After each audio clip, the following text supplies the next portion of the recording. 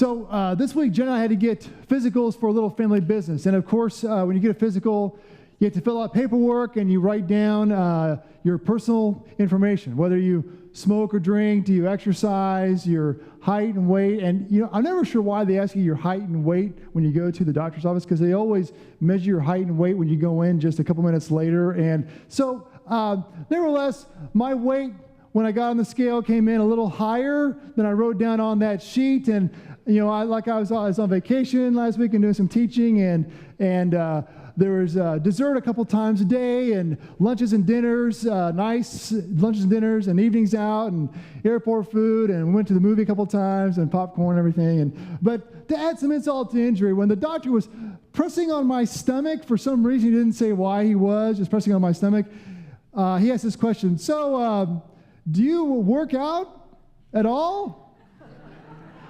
And I said, "Yeah, I run a few days a week, 3 or 4 days a week." And then he did one of these, like nodding his head, okay, And I wanted to say, but I was on vacation. I did not want to be thought of as a liar, someone who bears false witness. Because from the very moment we are taught to speak, we're able to speak, we are taught we must endeavor to say what is true. We must give a factual account of whatever events. But from the first moment that we experience shame, or we experience the consequences of our action, we learn the temptation to say what is not true, to twist the facts, to make our reality appear to ourselves and others as palatable as possible. This is just a basic conflict. It's a basic conflict that extends far beyond the words that we say. It goes deep down into our soul, into the very understanding of who we are and who God is. Well, telling the truth is very important. Quite simply because Jesus himself said, "I am truth." Telling the truth is also basic to the social concept, to the social compact that we have. Our relationships, our families, our churches, our culture, our societies cannot function with people who do not tell the truth. This is why the 9th commandment teaches, "You shall not bear false witness against your neighbor." But to borrow a question this morning, borrow from Pontius Pilate, what is truth? What is truth? What is faithful, truthful witness?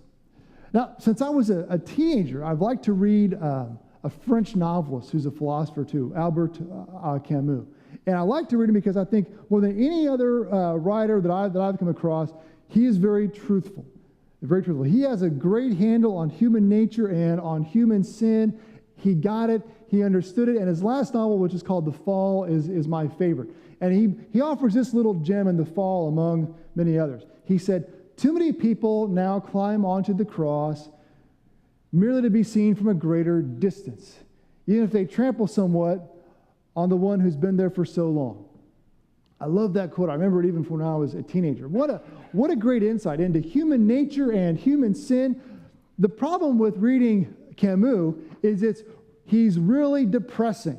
And I always read him with a pencil, and I find myself writing Jesus in the margins all the time, because Camus did not believe in God. And when you don't believe in God and you read his works, well, you get a sort of feeling of like hopelessness. And he's put his finger on something really important. He said things other people are not willing to say. He raises great questions, but there's no way out. There's simply no way out. There's no solutions. Have you ever been there? Have the facts of the situation that you find yourself in, your circumstance, whether it is a broken relationship, or it is an illness, or it is a broadside to your self-esteem and your confidence, even a hideous revelation of character, has that ever left you feeling hopeless and dismayed or despondent without a way out? If so, you only know a half-truth. See, facts are only half the truth. What is truth? Jesus said, "I am the truth. I am the truth." Do you remember this scene from the movie A Few Good Men? You want answers? I think I've been telling you. You want answers? I want the truth. You can't handle the truth. Can you handle the truth? If he's given it, I can't. There's no way. But can you handle the truth?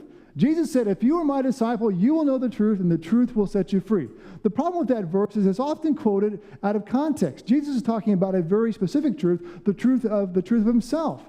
See, the truth does not always set us free. We can't handle it. That's why we sometimes choose to ignore the truth. We don't look at the scale if we don't like the numbers that come up. We don't open our credit card statement or open our son's Facebook page because we're afraid of what we'll find in there. We don't go to the doctor to look at that little nagging lump because we fear what she may find.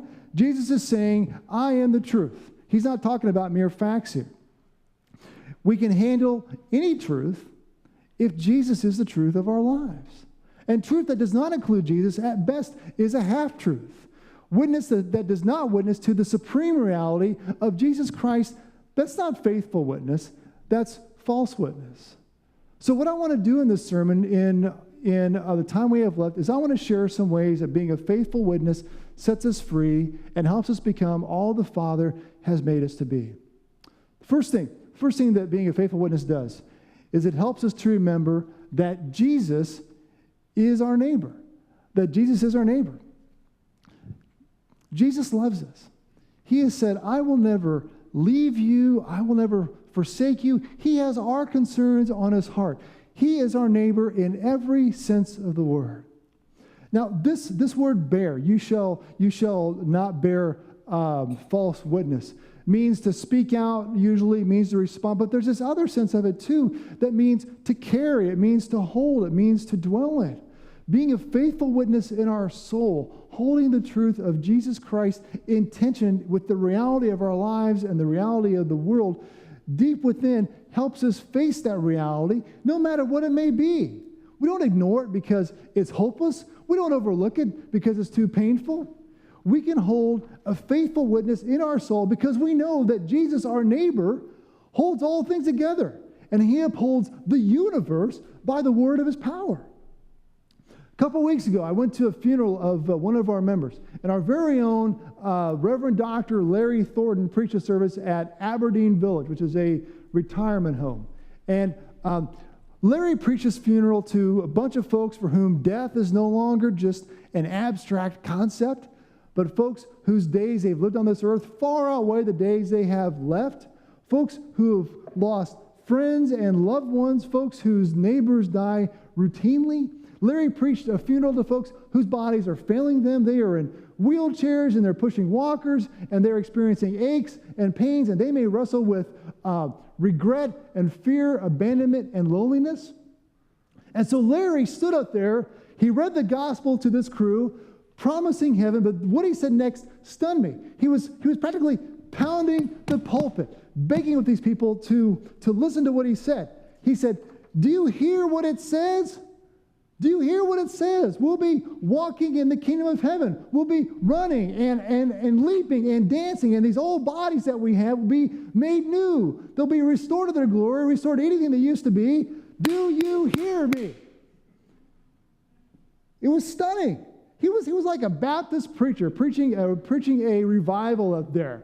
It was a stunner. It was a great sermon from a great preacher. And it was stunning because it was the whole truth. It was faithful and it was truthful witness. It did two things. It acknowledged the difficult and imperfect reality of what is. And at the same time, celebrated the even greater reality of what is to be. The reality of a world that is made new by Jesus Christ. There's a really simple way to know if we bear false witness in our soul. There is a really simple way to know if we have allowed the lies of the enemy to gain a foothold in our inner being. What is our view of the future? What is our view of the future? Are we hopeful for the future, or are we pessimistic? Now, we may be realistic. We may be realistic about the state of the world, of our community, of our nation, of our life. We may see things as they truly are, but because we subscribe to the supreme reality that Jesus is making all things new, we bear in our soul a faithful witness. One of my favorite theologians, Karl Barth, wrote, "The seed of eternity is already sown in the present of this world, concealed by the hard crust of wintry earth. The Christian must not delay to become the seed and live in the hope for which he is liberated." We've been set free. Are you living in that hope? Are you living in that hope? True hope, not hype. Real hope, grounded in someone faithful and true, sets us free. Next, bearing a faithful witness helps us to love our neighbor as ourselves. Bearing a faithful witness helps us to love our neighbor as ourselves. As followers of Jesus Christ, we are called to offer two things to this world in his name. Two things. That's it. Unconditional love and unconditional truth. Faithful witness is not simply truth devoid of love. It is unconditional love and it is unconditional truth. Truth without love is harsh and forgiving. It is cold and crushing. And love without truth is sentiment. It is soft and supple. It is malleable to the mandates of our sinful hearts. Colossians 4, Paul wrote, "Let your speech always be with grace, seasoned with salt." Seasoned with salt. That's that faithful witness. Everything we say and do should be seasoned with that salt. Basic to a healthy relationship, healthy family, healthy church, healthy culture, healthy society is an expectation for truth and an expectation for love, to be able to trust one another. You know, nothing breaks down a relationship, nothing breaks down a society, a culture, a nation, a people more than lack of trust. Nothing does it. There is this tremendous social cost to having a lack of trust. There's even an economic cost to having a lack of trust. If people don't trust one another, well, they don't do business. A chief economist at the World Bank estimates that trust is worth $12.4 trillion annually to the United States economy, which is about 80%. So about 80% of business relies upon trust. The problem is trust seems to be in real short supply these days. A couple of months ago, the busiest airport in the world, Hartfield in Atlanta, was shut down for most of the morning because someone's electric toothbrush was accidentally turned on in their luggage. We're told not to open any strange email, take a phone call from an unknown number, open the door to someone whose name we don't know, or even eat an unwrapped mint out of a bowl. The other morning, 6-year-old Calvin, as I was getting ready early one morning, wanted to ride his bike in front of our house, but I told him he couldn't, which didn't stop him, but I told him that he couldn't because I couldn't trust with certainty that he'd be out there alone on a Thursday morning and some stranger in a panel van wouldn't throw him in the back and drive off. At root, I think the anger and the rage and the vitriol sending the death of Trayvon Martin and the acquittal of George Zimmerman boils down to lack of trust. We don't trust each other. Some people, for right or wrong, don't trust our leaders or the press to tell the whole truth. Other people, right or wrong, don't trust that a person of color is valued as highly by our society. Our relationships, our families, our churches, our culture, our society is in desperate need of people who are willing to offer faithful witness, unconditional love, and unconditional truth without expecting anything in return. Now, these two things may seem at odds with one another. The truth, some people say, is not always loving. You may have seen this. A video went viral a couple weeks ago of a pastor down in Oklahoma. And he saw someone sleeping in his sermon. And he just snapped. Now, believe me, more sympathetic I could not be. But this guy, he walked up to the man who was asleep, stood over him, called him out, and said, "Oh, you must be tired. You must be tired. You must need sleep." And then he went on to berate him for falling asleep during his sermon. But he ended by saying, "But you know I love you." And then he saw another guy sitting about 5 rows back, a guy who rarely attends, who was there with his fiance, and he said, You're one of the worst members I have. You want me to marry you? You're not worth 15 cents. But you know I love you." And then he started calling out the faults and secret sins of everyone in the congregation. Another 4 or 5 or 6 people just calling him out. But every time he would end by saying, "But you know I love you. You know I love you." Now, I suspect there is a little truth to what he said, but that's not love. And in a greater sense, it really is not faithful witness because it doesn't communicate the reality of Jesus Christ. So I passed the physical this week, But the doctor did make a point of saying, you know what, you really need to get into better shape, which may be true. But as I told this to Jen, she was there, she could hear the disappointment in my voice, because I really do try hard. And she testified to an even greater truth, the truth of her love. She said, he's crazy. You look great, she said. And then she went on to say, you know what? We need to find a better doctor. A doctor who knows what he's talking about. A doctor who didn't get his medical license at Kmart. And then she stomped into his office to confront him directly, and I heard screaming and crying and pleas for mercy and bedpans being thrown up against the wall. Or it may just be how I remember it. But 2 messages got through that day. 2 messages. The truth that, I probably do need to step it up a notch. But also my wife's unconditional love. Faithful witness is unconditional love, and it is unconditional truth. Then finally, being a faithful witness shows our neighbors that Jesus is their neighbor too. Being a faithful witness shows our neighbors that Jesus is their neighbor too. Exodus 23 expands upon the 9th commandment. And I love how this verse puts it. I love it. You shall not spread a false report. You shall not join hands with a wicked man to be a malicious witness. You shall not fall in with the many to do evil, nor shall you bear witness in a lawsuit, siding with the many, so as to pervert justice. I love it in Exodus 23:2. You shall not fall in with the many to do evil.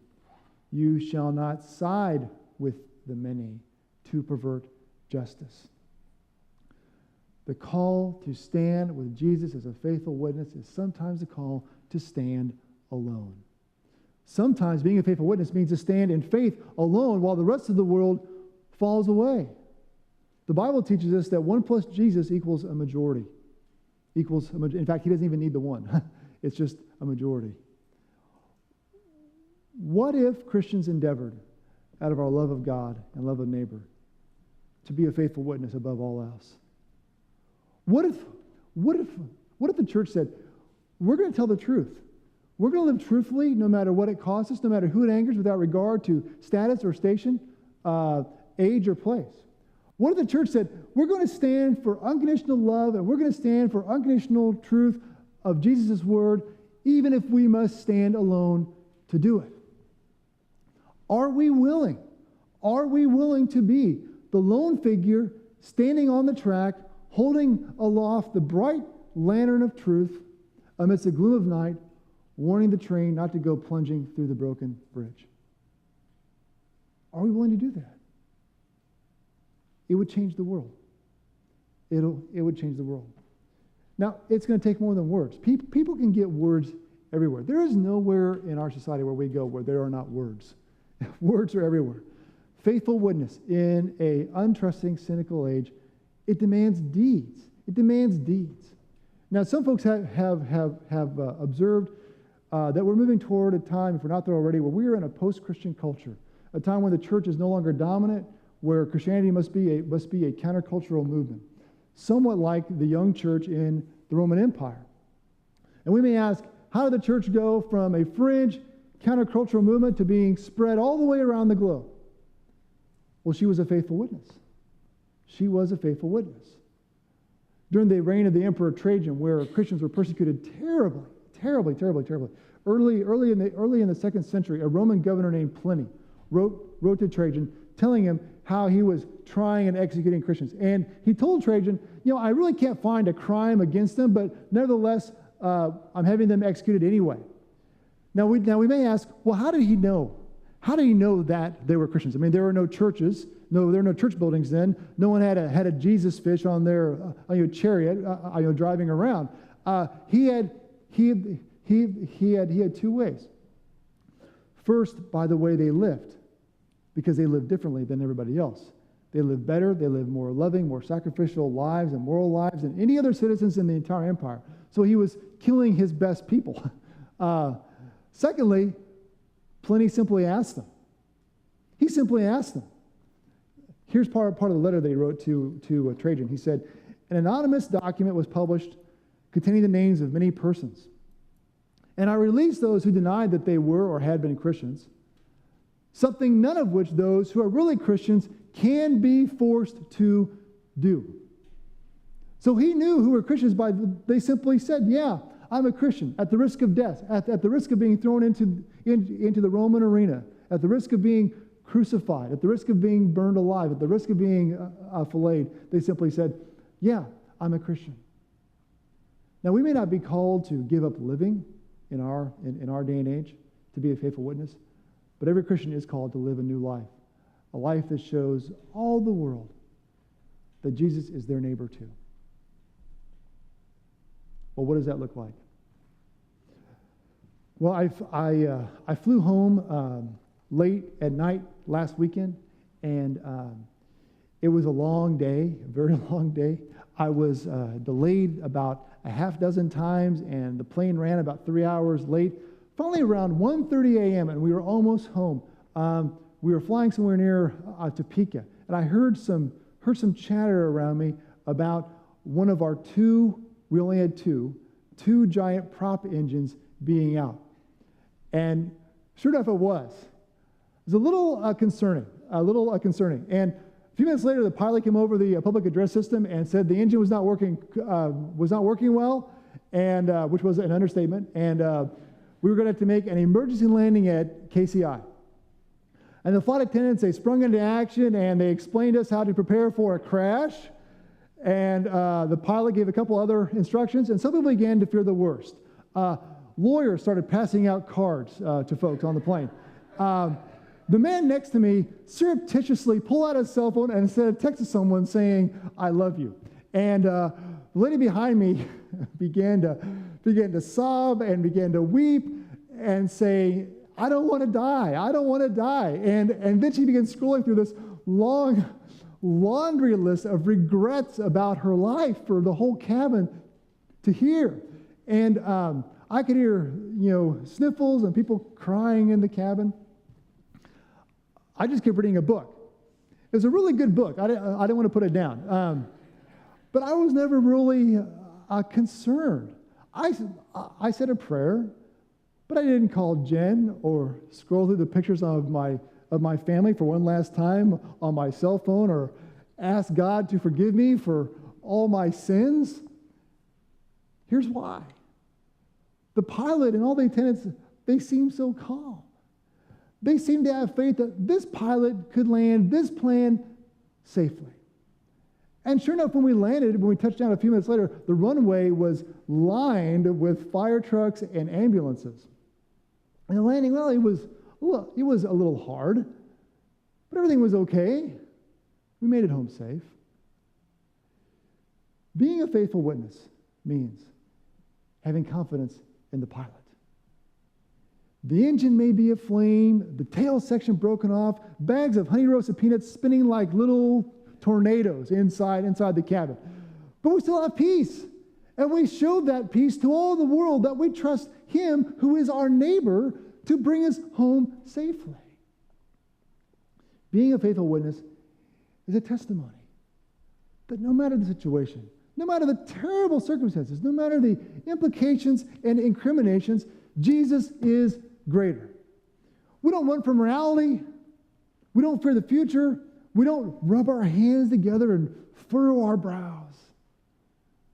When all the world runs away, the person who holds Jesus as neighbor rushes into the fray. And that's the truth. Would you pray with me, please?